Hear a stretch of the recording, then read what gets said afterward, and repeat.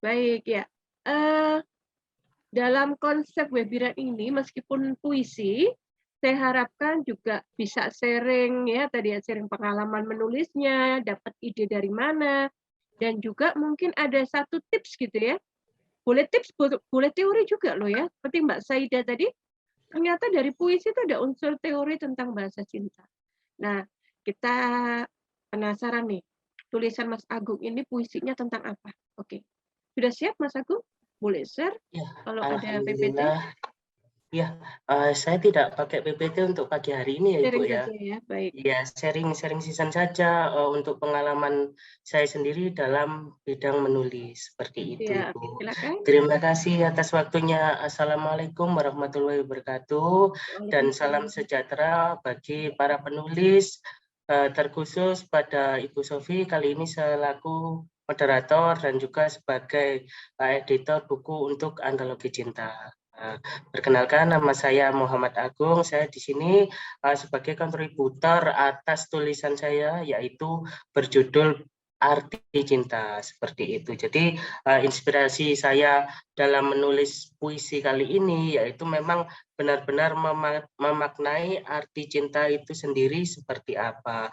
Karena apa? Karena menurut saya pribadi arti cinta sendiri itu begitu luas seperti itu. Jadi memaknai arti cinta itu sendiri tidak hanya dengan berbuah kata-kata seperti itu, tapi mungkin dengan tindakan ataupun dengan istilahnya kita bisalah untuk mengasihi, saling peduli kasih dengan sesama istilahnya sesama manusia lah seperti itu. Jadi mungkin akan saya sedikit bacakan untuk puisinya pada pagi hari ini seperti itu. Sebentar ya.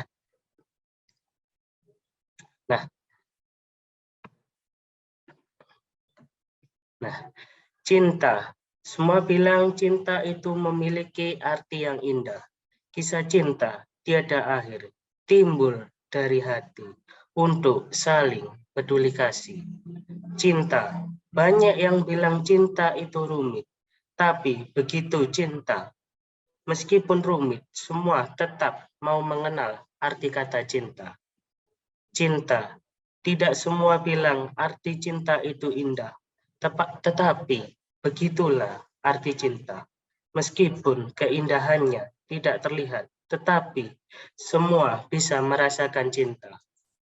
Arti cinta, cinta, engkau begitu luas. Adakah seseorang yang bisa mengartikan arti cinta? Mungkin ada seseorang di sana yang bisa mengartikan arti cinta. Cinta itu suci, itu sulit, itu rumit, itu sakit, itu bahagia. Bahkan cinta itu menyenangkan. Cinta, di saat cinta itu sangat indah, ternyata cinta mampu meneteskan air di sela-sela mata kita. Cinta, cinta. Mengapa harus ada kata cinta di setiap perjalanan hidup manusia? Wahai cinta, engkau memiliki arti yang sangat luas. Begitulah makna cinta, seperti itu. Jadi bagi saya pribadi memang cinta ini memiliki makna yang sangat luas, bahkan untuk diungkapkannya sendiri itu begitu susah, seperti itu. Kemudian mungkin ini adalah tulisan untuk pertama saya dalam buku Antologi Cinta yang ditulis bersama rekan-rekan semua di sini. Jadi mungkin ini adalah pengalaman yang sangat spesial, khususnya bagi saya dalam hal menulis dan bisa join bersama sebagian penulis-penulis yang sudah berpengalaman dan juga sudah sangat hebat-hebat sekali. Seperti itu. Jadi semoga tulisan saya dalam buku ini bisa memaknai arti cinta itu sendiri. Dan cukup sekian dari saya, mungkin saya kembalikan ke Ibu Sofi. Seperti itu, Ibu Sofi. Ya, iya Mas Agung. Iya. Ya, terima kasih atas puisinya ya. Saya akan coba baca lagi puisinya Mas Agung. Oke, Mas Agung ini pemula ya. Dan Iya, tantangannya sebenarnya nulis esai gitu ya, atau cerpen gitu ya. Tapi Mas iya, Agung mencoba menulis puisi gitu ya. So sweet gitu iya ya. Ibu. Hanya buku Iya, Mira ini ya. Baik. eh Mas Agung, kalau nulis cinta nih, Mas Agung sudah pernah merasai cinta? saya sudah pernah merasakan cinta mungkin dari mulai sekolah ya seperti itu, baik itu terhadap orang tua Mhm, kita, mhm. terhadap teman kita, terkhusus kalau menurut saya cinta yang baik itu terhadap semua orang, terkhusus orang-orang yang memang benar care sama kita atau peduli dengan kita seperti itu. Jadi tidak ada kata istilahnya dalam arti luas lah, abstrak seperti itu, Ibu. Baik, karena dari tulisannya itu mencoba mempertanyakan kembali cinta ya. Apakah cinta itu suci, sulit, rumit, sakit, indah, bahagia gitu ya. Dan mengapa harus ada kata cinta di setiap perjalanan hidup manusia? Begitulah arti cinta. Dan ini luar Itulah. biasa, bagi pengalaman pertama bisa merefleksikan begitu ya, Iya. bagaimana cinta menjadi satu pertanyaan dalam kehidupan yang tidak hanya sekedar hadir, tapi perlu dimaknai ya, begitu. Ya, Dan terima memberi kasih. arti gitu ya, karena ada Iya, makna benar sekali. harus ada arti begitu ya. Iya, Baik, benar sekali, Bu. terima kasih Mas Agung. Terima Ini kasih. nulisnya kalau boleh tahu berapa hari? Ini nulisnya sekitar 1 hari sampai 2 hari seperti itu, Bu. Oh, cepat juga ya, baik. Iya, karena memang sebenarnya saya dulu dalam bidang sekolah itu khususnya juga sering menulis puisi sebenarnya dalam buku-buku sekolah, kayak Hmm. terbitan sekolah tiap semester itu sebenarnya seperti itu. Akhirnya bertemu dengan Ibu Sofi ini saya coba untuk menulis kembali seperti itu, Ibu. Ya, ya. Tantangan berikutnya nulis cerpen atau esai begitu ya? Iya, memang saya juga kepikiran seperti itu untuk bisa menambah pengalaman saya, terkhusus saya sebagai penulis pemula untuk join dan bergabung bersama rekan-rekan penulis yang lainnya. Oke, sip, mantap ya. Terima Baik, kasih. terima kasih Mas Agung. Sekarang saya undang Mbak Desi ya. Ya, Mbak Desi sudah siap? Baik. Mbak Desi ini S1 Psikologi dan S2-nya Studi Islam begitu ya? Komunikasi penyiaran, Ibu. Ya, komunikasi penyiaran. Wah, belajar. Oh, ini dua device ya? Yang kelihatan fotonya yang mana? Oh, enggak kelihatan foto. Bentar, Ibu.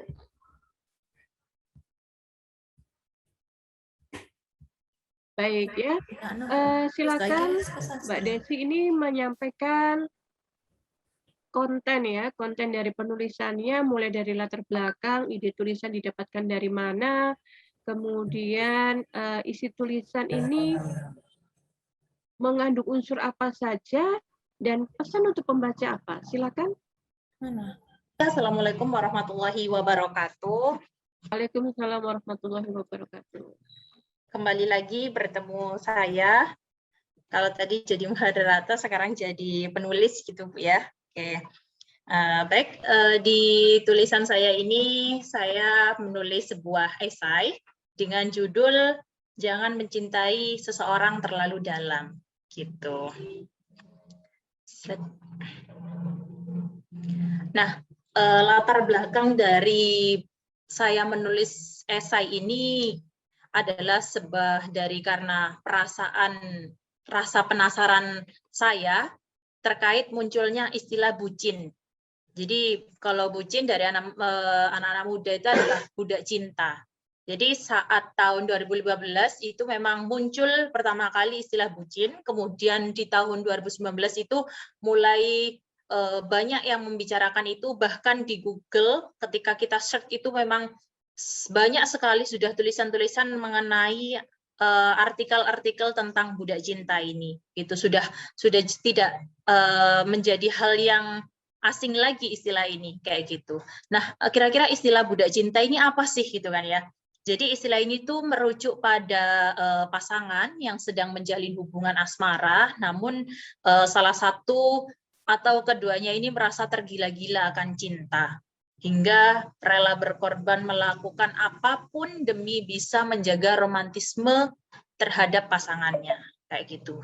Nah, kemudian setelah itu muncullah berbagai macam opini dari masyarakat, dari anak-anak muda. Jadi ada yang memang memandang bahwa budak cinta itu hal yang biasa, ada yang menganggap budak cinta itu adalah suatu hal yang ketidaknormalan. Karena apa? Karena ketika kita tahu bahwa ternyata budak cinta itu orang-orang ini, pelaku ini tuh melakukan apapun demi orang yang dicintainya gitu. Bahkan mulai dari mengorbankan harta bendanya, harga dirinya, hingga perasaan dirinya sendiri pun sendiri sekalipun gitu. Jadi apa ya, sungguh sulit dipercaya ketika ini memang terjadi nyata kayak gitu. Bahkan banyak ya fenomena-fenomena yang mungkin kita tidak menganggapnya normal itu karena ketika dalam sebuah cinta itu juga ada orang-orang yang istilahnya sampai apa ya, mengarah ke tindakan-tindakan yang negatif. Jadi ada yang karena cinta terus bunuh diri, ada yang karena cinta kemudian sampai saking cintanya sama pasangannya sampai tidak memperhatikan kondisi tubuhnya bahwa dia sebenarnya juga tersakiti gitu kan, tapi dia tidak mau melepaskannya. Nah, itu seperti itulah budak cinta kayak gitu. Bahkan kalau dulu itu istilahnya buta karena cinta ya kayak gitu. Jadi istilah ini budak cinta itu sudah tidak menjadi hal yang asing lagi bagi kita kayak gitu.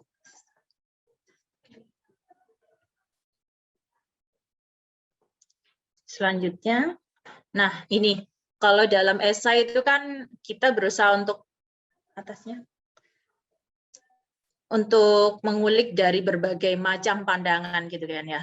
Dari istilah budak cinta ini saya berusaha untuk bagaimana sih melihat dari pandangan Islam kayak itu kan. Jadi pandangan Islam ini terkait fenomena bucin ini bahwa Islam itu memberikan takapan bahwa dalam agamanya ini tidak pernah Islam itu melarang seseorang untuk mencintai sesuatu.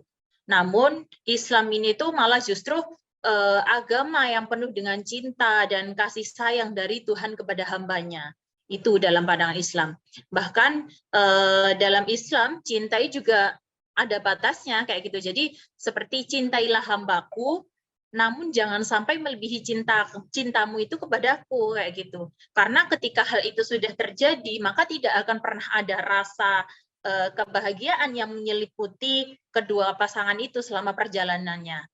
Jadi berbeda ketika kita mencintai sesuatu, kemudian selalu melibatkan Tuhan, maka setiap perjalanannya itu pasti akan ada muncul rasa-rasa yang memang luar biasa bahagia kayak gitu. Jadi karena apa ya, cinta kita itu sudah dapat ridho gitu, dapat restu dari Sang Maha Pencipta kayak gitu.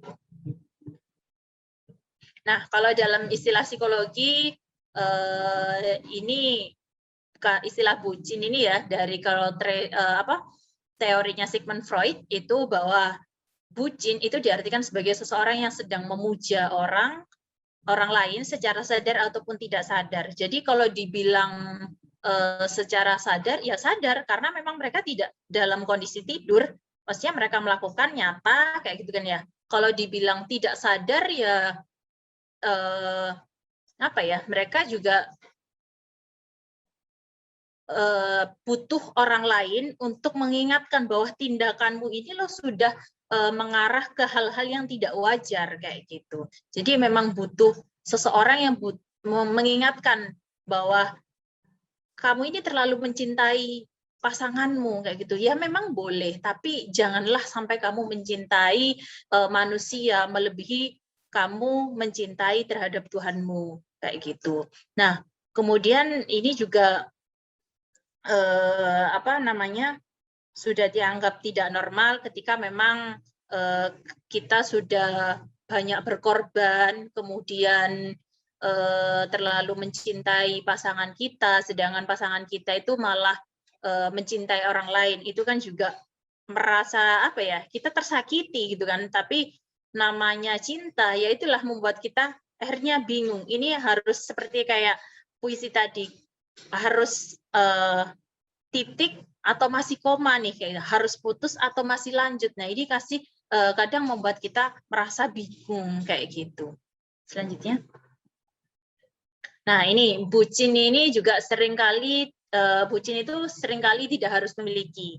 Jadi ia akan rela berkorban sekalipun orang yang dicintainya ini memilih orang lain. Kondisi psikologis seperti ini itu nyaris terjadi pada semua orang, terutama anak muda. Jadi ketika ia masih merasa di awal-awal jatuh cinta, pasti mereka akan bucin sebucin-bucinnya lah pokoknya. Jadi kayak melihat kekurangan pasangannya itu menjadi suatu hal yang menggemaskan, lucu gitu. Jadi kekurangan-kekurangan itu akan tertutup oleh suatu hal yang karena rasa cinta sehingga dia terkagum-kagum kayak gitu. Itulah yang membuat akhirnya dia rela berkorban demi apapun untuk kebahagiaan pasangannya, bukan atas kebahagiaan dirinya kayak gitu. Nah ini, jika cinta manusia sudah melebihi cinta terhadap Tuhannya, maka bahaya sudah jalan hidup yang ditempuh. Nah itu tinggal kita aja sih ya, manusia sebagai yang bisa menentukan kemana akan membawa jiwa ini akan berlabuh. Tetap berada pada posisi seperti ini dalam kegelapan yang dipenuhi dengan istilahnya bisikan-bisikan setan yang mengarah ke hawa nafsu atau apapun itu ya, atau beralih ke jalan yang memberikan ketenangan hati bersama para malaikat yang memang mengamini apa-apa yang setiap kita panjatkan kepadanya kayak gitu. Nah ini kalau saya dari nulis esai itu saya membuat sebuah istilahnya cara menggapai cinta dengan tepat untuk pembaca. Jadi ada beberapa cara yang saya tulis di sini, bagaimana sih kira-kira untuk mendapatkan cinta yang tepat gitu. Yang pertama, niatkan karena Allah Subhanahu wa taala gitu. Jadi memang benar sekali, jadi jangan sampai kita mencintai hambanya itu atas dasar hawa nafsu. Karena apa? Pasti itu nantinya akan berujung pada persoalan, penyesalan, kemudian kebencian dan sebagainya. Itu pasti ada kayak gitu. Tapi kalau kita niatkan kepada Allah, istilahnya nanti yang ada itu adalah rasa ikhlas. Ketika memang dia bukan jodoh kita, ya udah ikhlaskan saja kayak gitu. Kemudian yang kedua, jaga pandanganmu. Nah, Islam memang melarang kita istilahnya untuk ya jagalah pandanganmu karena memang masih belum muhrimnya kayak gitu kan ya. Kemudian yang terakhir, mendekatlah pada Allah. Ketika kita memang mendekat dengan Allah, insya Allah segala urusan kita itu pasti akan dipermudah, termasuk soal cinta gitu. Kemudian yang keempat, jauhi perbuatan yang akan mendatangkan zina gitu. Nah ini zina ini memang ya memang harus benar-benar jangan sampai kita mendekati itu, karena memang itu bukan cara menggapai cinta yang tepat kalau kita masih ada hal-hal yang semacam perzinahan yang dalam hubungan kita kayak gitu. Kemudian yang kelima, perbaiki diri. Nah, ketika kita memperbaiki diri, insya Allah kriteria pasangan yang kita inginkan itu pasti akan kita dapatkan. Karena apa? Istilahnya kayak jodoh adalah cerminan diri kita. Ketika kita memang sudah baik, insya Allah pasangan kita juga akan baik kok kayak gitu. Kemudian yang keenam, carilah rezeki yang halal. Kenapa cari rezeki yang halal? Karena rezeki yang kamu dapatkan itu juga nantinya akan kamu makan bersama keluarga-keluargamu kayak gitu. Kemudian yang ketujuh, bersegeralah untuk melamar dan menikah. Jadi ketika memang dirasa sudah dapat pasangan yang tepat, kemudian sudah istikharah juga, nah maka bersegeralah untuk melamar dan menikah. Jadi tidak lagi menunda-nunda kesempatan itu kayak gitu. Kemudian yang terakhir, enggak ada. Sebentar, ini slide-nya.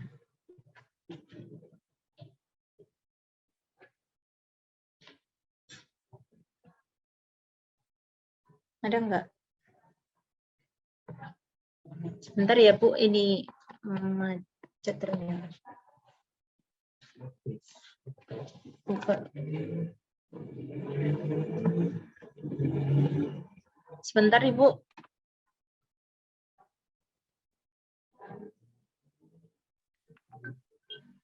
Ya, baik. Ini pemaparan yang cukup panjang ya. Jadi kalau ketemu tulisan esai atau cerpen yang bermuatan kutipan teori atau Pak Sutangsa tadi terkait dengan pesan-pesan ilahi gitu ya, itu jadi pemaparannya panjang. Ini kayaknya Mbak Desi juga panjang ini mau disampaikan kepada kita semua. Baik, ini yang terakhir Bu. Jadi ini ada pesan untuk pembaca dari saya, dari tulisan saya. Jadi dengan demikian jika kamu masih diberi Allah untuk bisa membaca tulisan ini, artinya Tuhan masih sayang kamu dengan memberikan kesempatan bagimu untuk mengetahui bagaimana cara mendapatkan cinta seseorang melalui perantara cintamu kepada Allah Subhanahu wa taala. Jadi ingat, jangan pernah mau dicintai oleh orang yang tidak mencintai Tuhannya, gitu. Itu sih pesan saya untuk pembaca Ibu dari tulisan saya ini. Nanti bisa sharing-sharing melalui pertanyaan. Terima kasih banyak Bu Sofi. Ya, terima kasih Mbak Desi. Bisa ditutup share screen-nya? Ya, rekan-rekan Zoominar mulai pagi sampai siang ini dan sahabat literasi ya di Indonesia.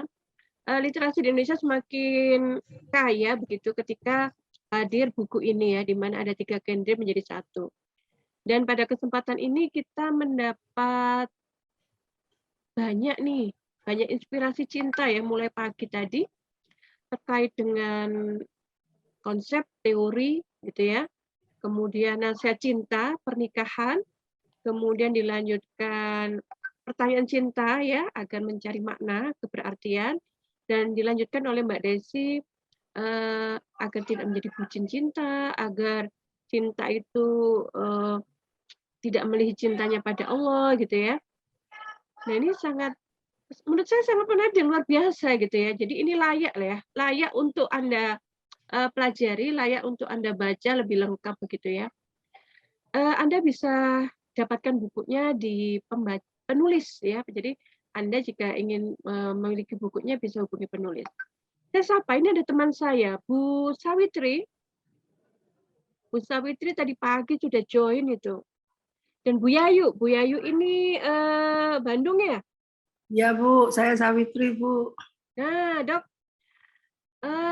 ini butuh komentar nih. Nah, butuh komentar seorang dokter spesialis ABK dan juga mendampingi moms yang sangat mencintai anaknya dan mungkin ada kisah-kisah cinta gitu ya. Ketika pengasuhan, ketika perawatan anak-anak ABK. Ada nggak Bu dari pemaparan pemateri sejak tadi pagi itu yang bisa dikaitkan nih sama kondisi di Yayasan ABK Ibu? Iya. Ya, Assalamualaikum warahmatullahi wabarakatuh. Waalaikumsalam warahmatullahi wabarakatuh. Iya, maaf Bu, saya nggak pakai ini nggak pakai kerudung ini tadi. Ya. Jadi saya dokter umum Bu, ya saya perbaiki ininya, saya dokter umum dan kami sejak 2012 memang bergiat di anak berkebutuhan khusus yang kurang mampu. Tapi cinta di sini itu kan indah-indah semua ya. Cinta seorang ibu pada anak yang katanya kasih sayang ibu itu sepanjang jalan, anak sepanjang galah saja. Tapi mungkin karena budaya konsumerisme, budaya kapitalisme, jadi itu mungkin perlu dikaji lebih dalam ya. Walaupun kita tahu berat memang jadi seorang ibu dari Afrika. Kan tidak ada orang yang mengharapkan selama kehamilan 9 bulan, atau kadang ada teman saya, ini maaf saya hanya bercerita bahwa perspektifnya perlu ada berbeda saking beratnya sampai ada yang memberitahukan bahwa ibu dari ABK itu sampai dibilang sebagai intensif mothering atau new momism. Jadi memang perjalanannya berbeda dengan ibu-ibu yang lain, dan karena kondisi di kita di Indonesia yang budayanya lebih keseragaman, walaupun dari dulu kita tuh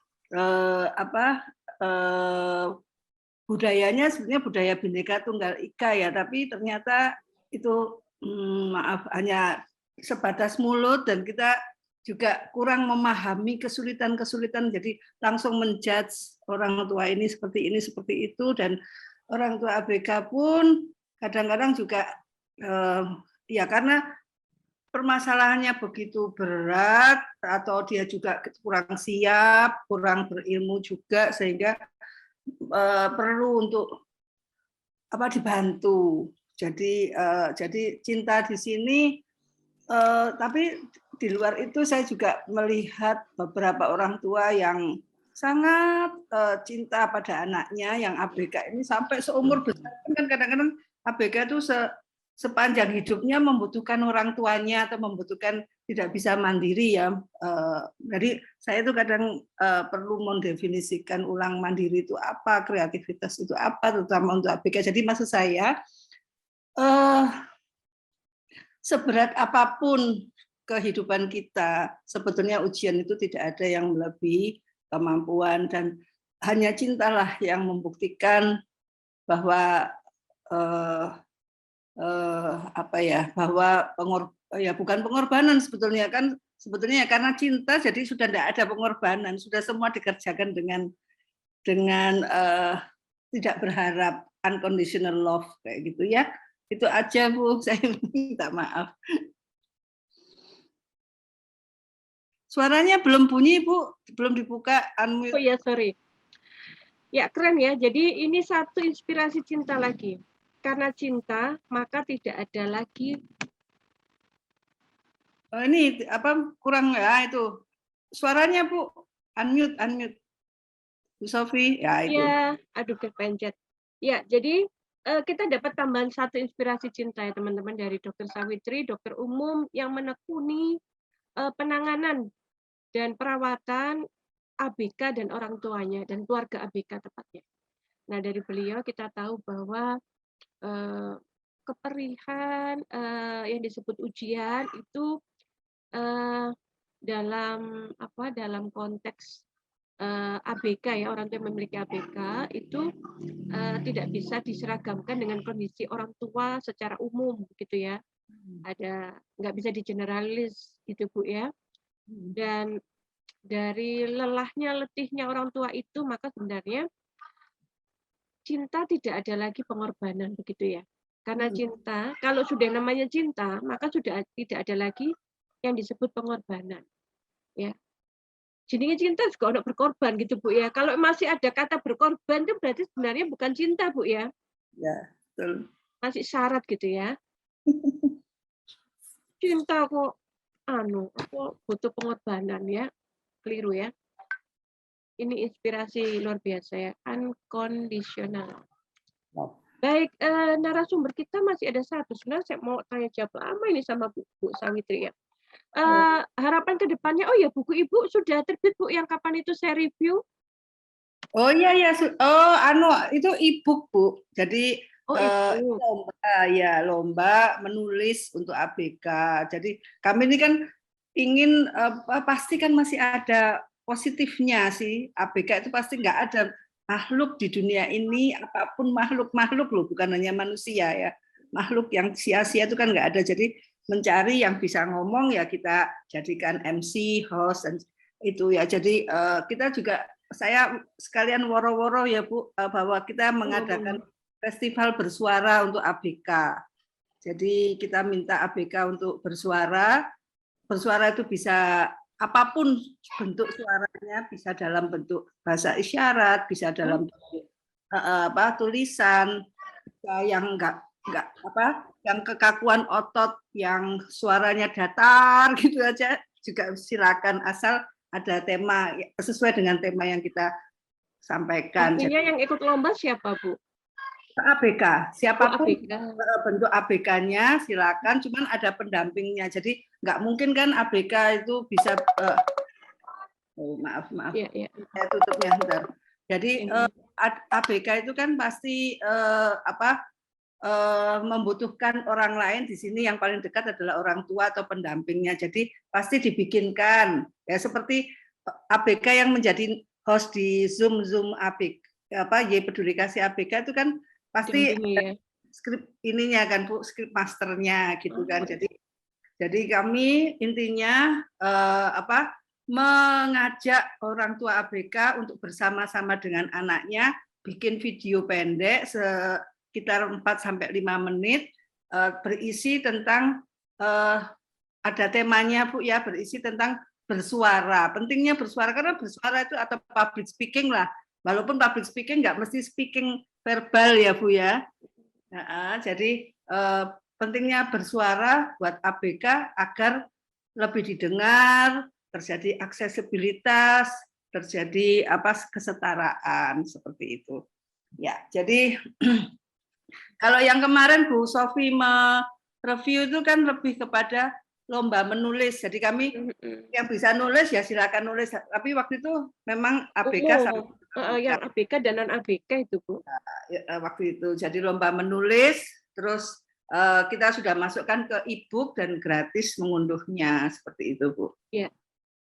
Baik, kita tunggu ya, tunggu share link e-booknya Bu ya.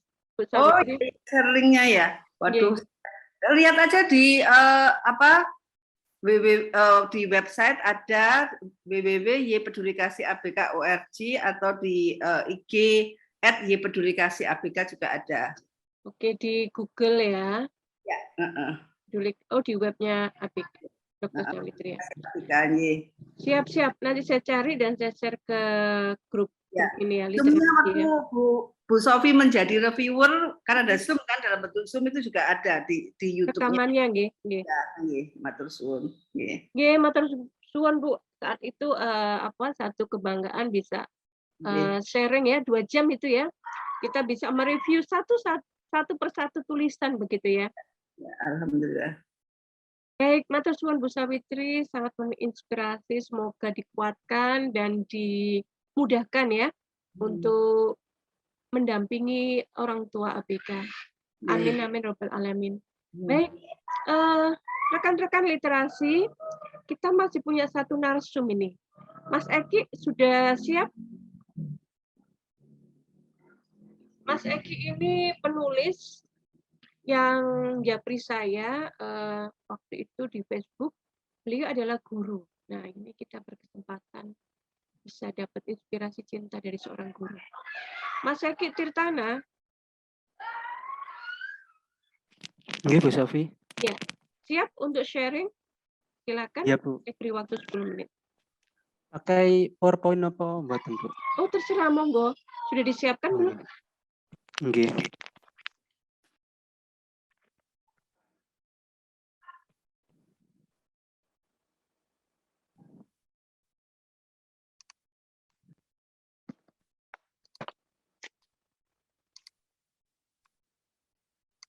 Monggo. Bisa dibuka, Bu? Bisa nggih? Ya, sudah bisa? Ya. Bismillahirrahmanirrahim. Assalamualaikum warahmatullahi wabarakatuh. Waalaikumsalam warahmatullahi wabarakatuh. Oke, terima kasih Bu Sofi atas waktu yang diberikan kepada saya. Di sini saya akan mempresentasikan cerpen saya yang saya kirim ke buku antologi cinta, yaitu yang berjudul Bukan Jodoh. Jadi yang pertama, ide tulisan ini sebenarnya berasal dari kisah nyata yang dialami oleh penulis saat masih kuliah. Saya sendiri, tema yang saya gunakan yaitu tentang cinta. Alur yang digunakan dalam penulisan cerpen ini adalah alur maju. Sudut pandang yang digunakan adalah sudut pandang orang ketiga. Jadi di situ ada kata tokohnya ada Ridho. Itu saya bahas di isi tulisan mawon. Nah, di sini untuk isi tulisan pengenalan dalam cerpen Bukan Jodoh itu ada 3 tokoh. Yang pertama yaitu Ridho, kedua Anissa, dan ketiga Vivi.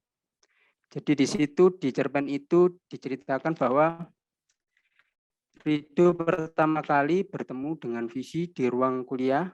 Mereka berbeda jurusan. Ridho menyukai Vivi pada pandangan pertama. Jadi di situ kemudian Vivi mempunyai teman namanya Anissa yang merupakan teman satu pesantren, bisa disebut seperti itu. Setelah di pengenalan kemudian ada insiden. Insidennya di sini adalah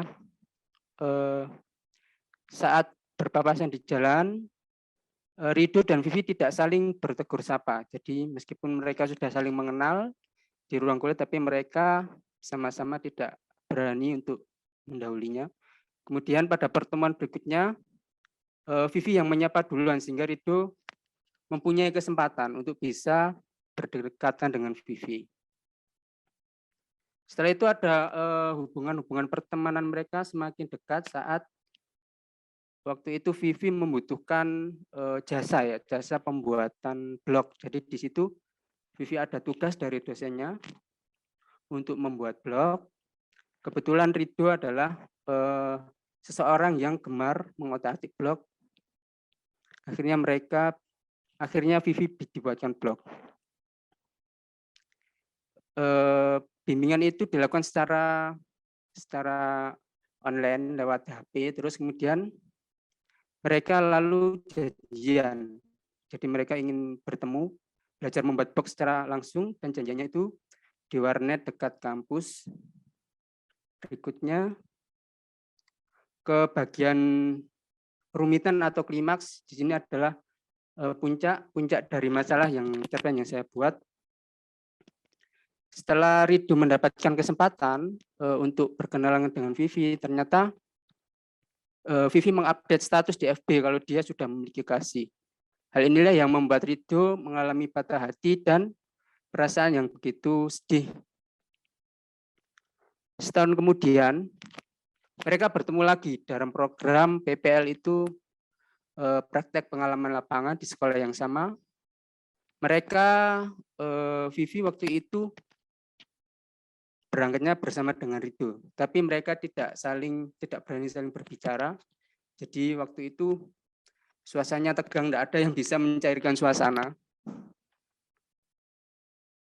Untuk secara lengkapnya nanti bisa dibaca di cerpen yang saya tulis. 2 tahun kemudian mereka dipertemukan oleh Tuhan kembali, yaitu di tempat makanan yang tidak terduga sebelumnya. Jadi pertemuan ini tidak direncanakan. Vivi waktu itu Ridho bersama temannya dan Vivi memberikan kabar kalau dia akan segera menikah dengan laki-laki lain. Nah, dari situ Ridho merasa kecewa, patah hati, dan seterusnya. Kemudian untuk penyelesaiannya, di akhir cerita, Ridho bisa menerima bahwa Vivi memang bukan jodohnya. Dia tetap tegar dan berusaha untuk mewujudkan cita-citanya, yaitu ingin segera lulus kuliah. Jadi saat itu Ridho belum lulus dan Vivi sudah S2. Untuk pesan dari cerpen yang saya buat, jadi pesannya adalah seseorang dalam menyukai lawan jenis itu sekedarnya saja, kita tidak boleh terlalu berlebihan menyukai seseorang, karena orang yang kita sukai belum tentu menjadi jodoh kita. Demikian Bu Sofi yang bisa saya sampaikan. Kurang lebihnya mohon maaf. Iya. Ini keren juga gitu ya, soal asmara gitu ya. Yang lainnya tadi itu agak nyerempet. Kalau ini nggak nyerempet lagi, ini memang mengkontekstualkan persoalan asmara ya dalam bentuk cerpen ya. Baik. Bisa ditutup share screen-nya? Iya, Bu. Sebentar. Saya mau kenal Mas Eki lebih jauh ini. Mas Eki ini sudah menikah belum ya? Belum, Bu Sofi. Iya, kenal saya kan di FB waktu itu Japri Iya. ya. Saya tidak ingat persis penulis saya ya. Ternyata beliau ini alumni pendidikan matematika UIN, berarti tarbiyah ya. Nggih, Fakultas Tarbiyah. Saya Baik, masih ya. menutup screenshot-nya dari saged di Ditutup di ada close nggih. close, ada tulisannya close atau Close. silang aja. Silang mawon nggih. Oh, di bawah tulisannya Oh, stop share, stop screen. Ya, begitu. sudah hilang, Bu. Sudah. Saya masih ada Gitu. Eki ini berarti ya. Sekarang sudah jadi guru ya? Iya, Bu Sofi. Baik, dulu menulisnya di blog pribadi. Oh, di Kompasiana. Baik. Ini berarti bukan pemula juga sebenarnya ya. Karena dari ulasannya juga sudah ada konsep penulisan cerpen ya. Ada prolognya ya, ada pengantar, lalu ada klimaks, lalu ada akhir ceritanya seperti apa.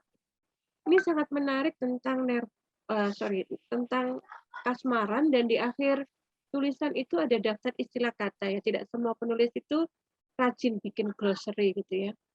Ada daftar istilah kata nervous, ngenet, loading, dan Facebook. Ya, ini menarik ya, karena soal asmara itu menjadi satu cerita yang sebenarnya sangat jamak sekali ya terjadi pada anak-anak muda begitu ya. Dan pesan yang disampaikan sangat inspiratif buat anak muda, jangan cinta berlebihan begitu ya. Karena belum tentu itu jadi jodohnya gitu ya. Kalau kata ini Mbak Desi itu tadi, jangan jadi bucin gitu ya. Jangan cinta sampai sepenuh hati gitu ya, nggak perlu gitu ya, nggak penting gitu ya. Baik, ini 2 anak muda yang luar biasa, 3 anak muda ya. Ada Mas Agung, Mas Eki, Mbak Desi. Baik, terima kasih Mas Eki, nanti lanjut ditanya jawab ya. Saya mau melanjutkan ini, ada pertanyaan buat Mbak Iya, Bu Desi Sofi. dari Mas Agung ya. Baik, Mbak Desi tulisannya sangat bagus sekali. Boleh sharing, inspirasi tulisannya didapatkan dari mana? Wah, ini kepo ini ya, pengalaman pribadi atau pengalaman lain gitu ya. Ini tulisan esai ya. Esai itu biasanya sih memang pemikiran saja. Tapi mungkin idenya didapatkan dari mungkin pernah ikut seminar, pernah baca buku ya, kayak Bu Azlin itu ya. Pernah baca buku lalu jadi tulisan. Kalau Mbak Desi dari mana nih? Oke, baik, terima kasih Bu Sofi. Jadi apa ya?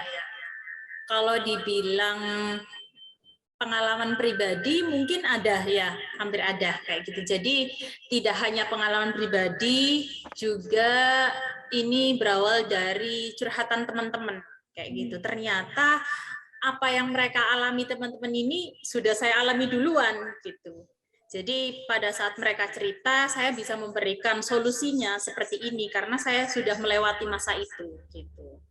Jadi pada saat kalau dulu istilahnya saya ini adalah orang yang mencoba merasakan gimana sih cinta itu Bu. Jadi sempat pacaran gitu kan ya, pas masih MTS istilahnya masih benar-benar cinta monyet kayak gitu kan. Kira-kira cinta itu bagaimana sih gitu. Ternyata setelah nggak lama sih, cuma 2 bulan itu saya merasakan kok begini ya gitu. Ternyata memang dari rasa cinta saya kepada seseorang itu membuat saya ini belajar saya turun, kemudian hal-hal yang biasanya saya kerjakan yang istilahnya bisa bermanfaat itu saya tinggalkan kayak gitu. Jadi memang benar-benar yang awalnya saya sekolah di pondok istilahnya lebih mengenal kayak melakukan perbuatan-perbuatan yang memang kayak misal puasa Senin Kemis, kemudian rajin untuk kayak berzikir atau apapun itu sudah saya tinggalkan gitu Bu. Jadi benar-benar saya kayak merasa sudah masuk di lubang yang benar-benar saya sudah meninggalkan itu kayak gitu. Kemudian sampai akhirnya saya lulus dari MTS itu, saya sudah ya benar seperti kata puisi tadi, kukira titik itu ya. Jadi akhirnya saya memutuskan yang namanya cinta itu saya stop untuk udahlah, cinta itu ternyata nggak enak kayak gitu. Saya harus fokus karena apa? Saya masih sekolah, saya masih belia, saya juga cinta-cintanya masih tinggi gitu kan. Makanya saya udahlah, saya nggak akan mengenal cinta lagi. Cinta cukup sekedarnya saja. Saya ingin meneruskan cita-cita saya ingin sekolah di SMA negeri. Jadi sekolah yang memang masih agamanya masih kental. Jadi saya masuk di MAN 1 Gresik itu yang memang tidak meninggalkan agamanya kayak gitu. Jadi saya benar-benar dari kelas 1, 2 sampai 3 itu memang sudah tidak pacaran sama sekali, Bu. Sampai benar-benar lulus kuliah pun saya tidak berpacaran gitu. Untuk teman laki-laki banyak, tapi cuma sekedar teman biasa gitu. Jadi nggak ada rasa apapun kayak gitu. Dan itu memang luar biasa rasanya, itu lebih kayak kita deket, malah lebih cintanya itu nggak ada yang rasa kayak kita mencintai seseorang yang istilahnya ada sakit hati atau apa, itu nggak ada gitu. Kemudian sampai akhirnya jadi sempat saya itu dulu pernah yaitu berhubungan sama seseorang itu, saya ternyata kena istilah mahabbah cinta, Ibu. Jadi saya nggak taunya itu kalau mungkin dalam hal-hal yang nggak tahu ya, yang anak-anak pondok tahu itu mahabbah cinta itu seperti kayak ilmu sihir gitu, Bu. Gitu. Jadi saya itu sangat mencintai sekali, bahkan dia pun menduakan saya dengan teman sebangku saya sendiri kayak gitu, tapi saya nggak bisa apa-apa kayak gitu, ya tetap berhubungan baik dengan dia, bahkan kayak mau istilahnya kan kalau dulu kan kalau keluar-keluar nggak berani, Bu ya, jadi cuma sekedar chattingan atau apa gitu, bahkan dia pulsanya habis pun saya kayak berusaha cepat-cepat untuk membelikan gitu loh, padahal saya seorang cewek gitu kan. Kalau dipikir-pikir sekarang itu kayak menang, betapa bodohnya ya aku dulu kayak gitu. Jadi luar biasa gitu loh, sampai segitunya ya aku mencintai seseorang kayak gitu. Nah itu membuat saya terinspirasi untuk menulis ini. Kemudian di masa-masa perkuliahan itu ternyata teman saya juga mengalami seperti itu, Ibu. Kemudian cara waktu itu saya menanggulangi itu tuh saya nggak tahu bucin. Ya, cuma saya ikhtiar sama Allah. Permisi, itu termasuk bucin kah? Itu kenapa, sudah termasuk bucin? Iya. Ya, itu sudah termasuk bucin ya. Karena ini nyambung, ada pertanyaan berikutnya. Kalau sudah terlanjur bucin, bagaimana cara mengatasinya atau bagaimana cara mengalihkannya? Siap, oke. Nah, baik, pada saat itu cara mengatasi saya, Bu ya, ini trik saya. Tapi saya nggak tahu juga kalau memang ini beneran berhasil kayak gitu. Jadi saya fokuskan, saya putuskan sudah saya tidak mau mengenal cinta. Kemudian saya berikhtiar, saya puasa Senin Kemis selama kurang lebih 1 tahun, Bu. Jadi memang saya fokuskan untuk melupakan si dia, saya sebut namanya. Bismillah, saya sudah tidak terikat lagi lah dengan itu. Tapi Allah alam ternyata itu memang benar-benar sudah saya nggak ada apa namanya rasa sedikit pun gitu. Malah yang ada ini, Bu, dia itu malah berbalik gitu. Jadi dia yang malah tiba-tiba ngejar-ngejar saya gitu.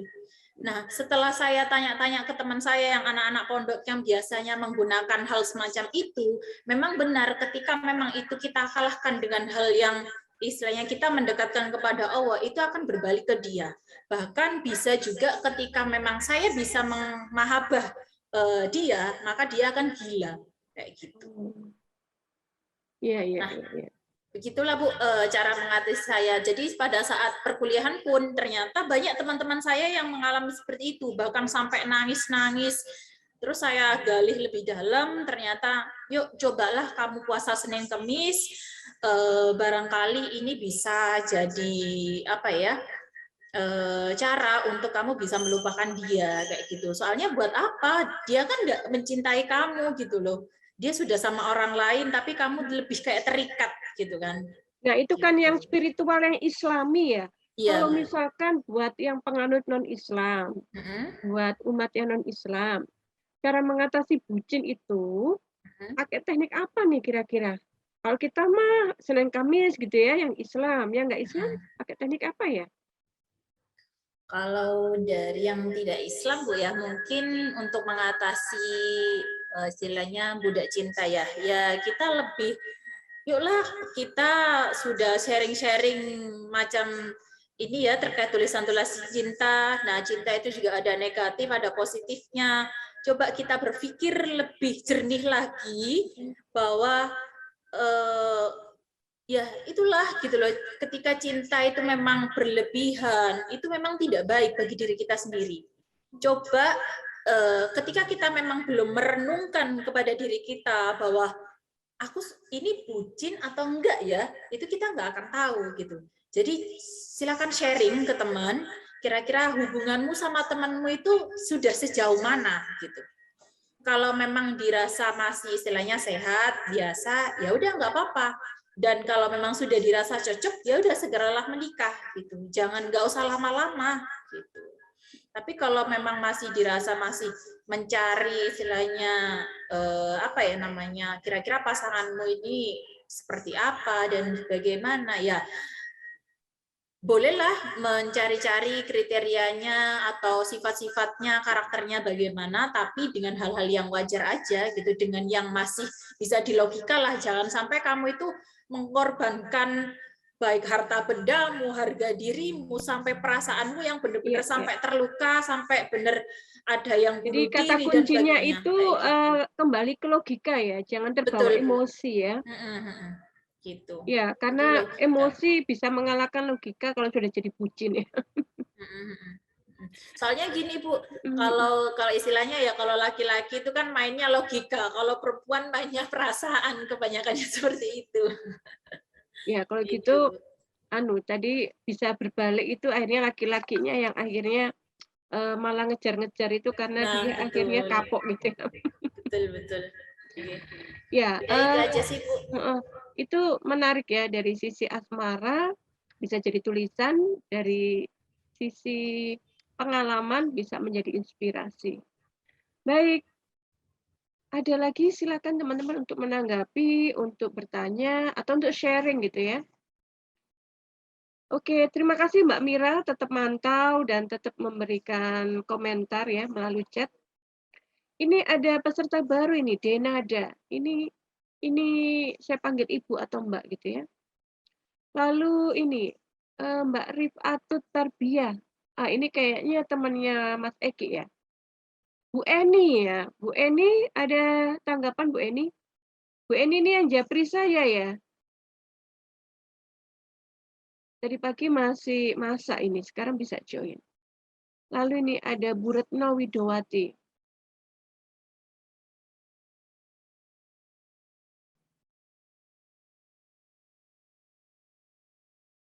Baik, ada tanggapan, ada pertanyaan? Ya, ini suara siapa? Silakan. Assalamualaikum Bu Sofi. Waalaikumsalam, Bu Eni ya? Ya, saya Bu Emi Bu dari Balikpapan Bu. Oh, Lagi Balikpapan. Yes. Ada tanggapan Ibu, silakan. Mungkin ini kalau terkait cinta itu kadang ada kasus-kasus yang saat dia kehilangan cinta itu bisa sampai depresi ya gitu. Nah, itu banyakkah itu kasus-kasus seperti itu dari pengalaman Bu Sofi dan teman-teman sekalian gitu misalnya. Terus proses rata-rata mereka bisa move on-nya bagaimana gitu. Terima kasih Bu. Ya. Baik, kalau dari pengalaman praktek saya dan pengalaman rekan-rekan saya, kehidupan saya sendiri, itu banyak ya, banyak orang yang tidak memiliki orang yang dicintai atau mendapatkan orang dicintai kemudian terpisahkan begitu ya, kemudian menjadi depresi. Stres iya ya, stres sedih berkepanjangan gitu ya. Kalau depresi itu kan sudah levelnya sudah gangguan psikis ya. Gangguan psikis itu berarti ada beban mental yang nggak bisa ditanggung gitu ya. Sehingga ada kondisi emosi, kemudian ada stressor yang sangat kuat gitu ya. Sehingga ada ciri-ciri depresi yang sampai ada perubahan perilaku gitu ya, keseharian, ada kemudian penurunan ya, penurunan fungsi begitu ya. Kalau depresi sudah penurunan fungsi gitu ya. Fungsi keseharian, fungsi berpikir ya, fungsi intelektual begitu ya, fungsi kepribadian gitu ya, yang biasanya ramah lalu nggak menjadi ramah dan sebagainya. Kalau sampai depresi tidak banyak, Bu. Tapi kalau stres yang negatif banyak gitu ya. Kalau cara mengatasinya maka kalau pakai terapi, Bu, kalau pengalaman saya kalau pakai terapi itu memang kita mau pakai terapi tadi logika ya. Logika itu terkait dengan mind. Jadi berpikirnya yang diubah itu cara berpikirnya gitu. Cara berpikirnya yang diubah. Misalkan dia segala-galanya, sehingga kalau tidak mendapatkan dia, maka hidupku tidak berarti. Nah, itu yang diubah cara berpikirnya. Meaning kehilangannya atau meaning sosok yang dicintai itu diubah. Gitu. Terus kalau perasaannya yang diubah, itu maka digeser gitu ya, digeser. Perasaannya itu bisa digeser.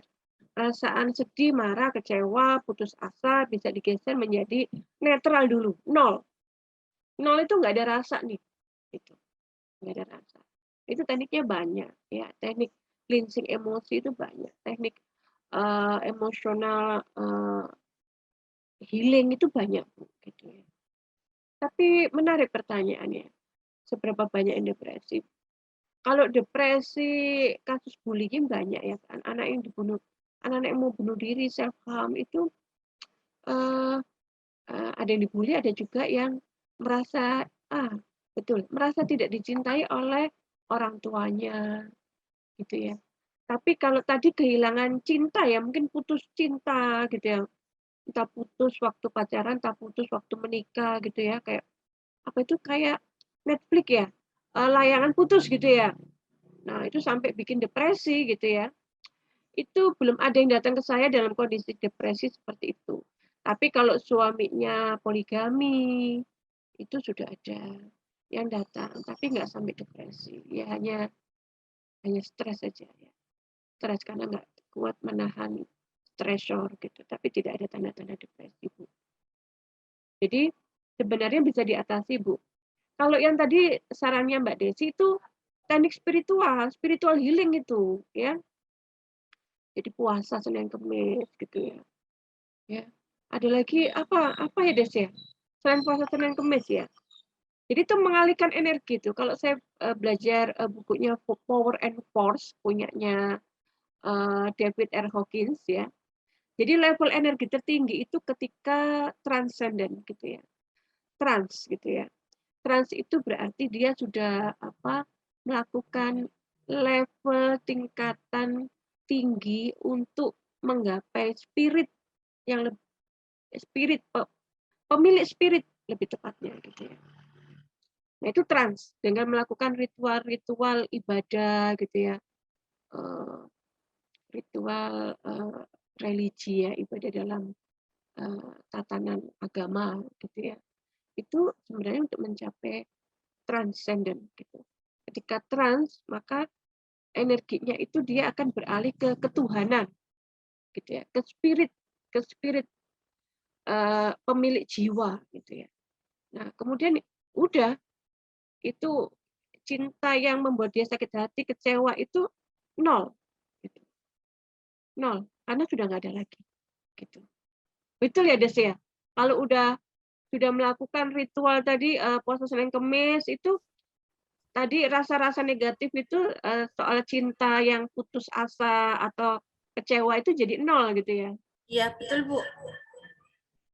0 itu nggak berasa gitu ya. 0 itu jadi netral gitu ya. Jadi ingat wajahnya pun ya nggak seneng-seneng banget, nggak kangen-kangen banget, biasa gitu ya. Yo mangkelnya yo hilang gitu ya. Sudah nggak ada tuh rasa kecewa udah nggak ada. Itu 0, sudah 0. Karena ritual tadi membantu trans. Nah, selain spiritual healing bisa juga melalui tadi diubah cara berpikirnya. Gitu ya, diubah gitu. Apalagi yang segala-galanya berarti buat kamu selain dia. Itu dicari tuh. Oh, ternyata mungkin orang tua, ternyata pendidikan, ternyata apa, mungkin tubuh, wajah. Kamu kehilangan wajah cantikmu atau pasanganmu, mantanmu itu.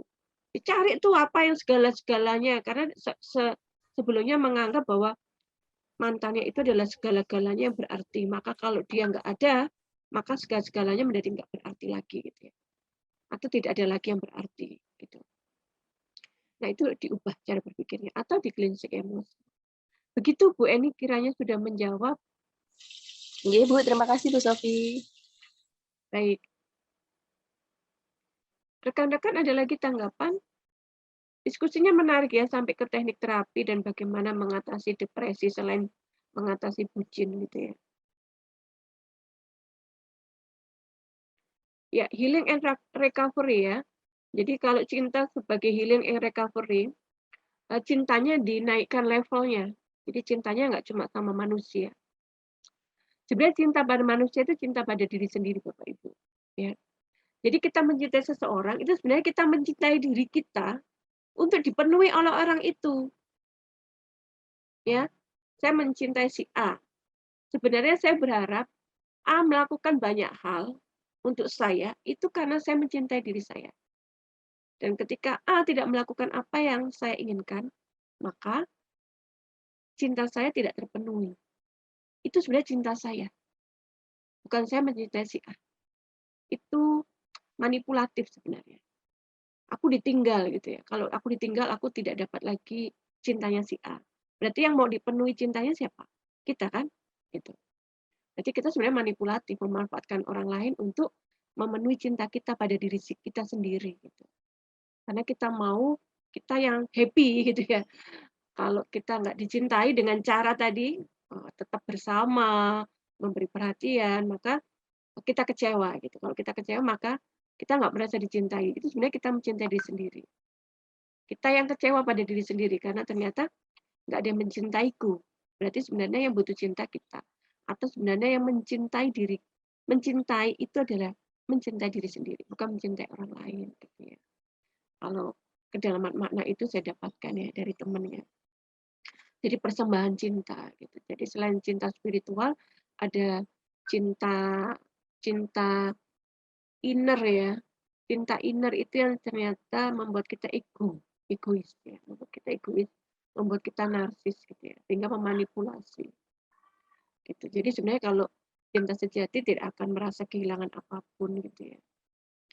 Karena hakikinya cinta itu substansinya itu pada